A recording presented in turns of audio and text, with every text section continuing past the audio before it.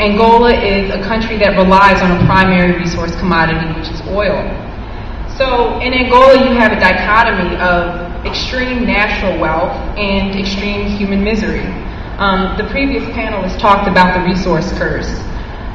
So under those conditions, Angola should thrive. It has enough wealth to thrive, yet most of its citizens are living in dire poverty.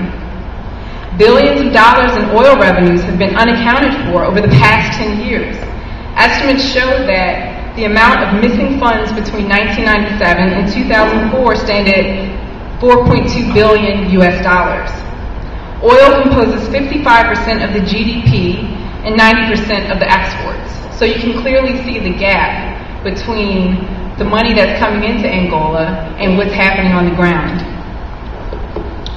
The Angolan government has done little to diversify its economy, instead relying on oil as a single primary commodity. The problem of the resource curse, or the paradox of the plenty, arises when the natural wealth of a country ends up being a curse to its people. The dependence on a natural resource, like oil, hinders economic growth and diversification. And in the case of Angola, they blatantly neglect governance and accountability.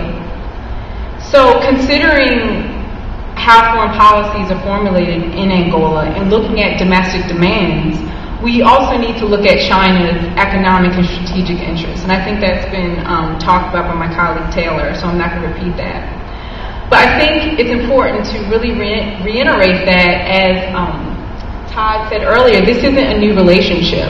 As far as the modern states are concerned, for the past 50 years, the relationship between African countries and China has evolved from solidarity against colonialism to now a more pragmatic economic engagement.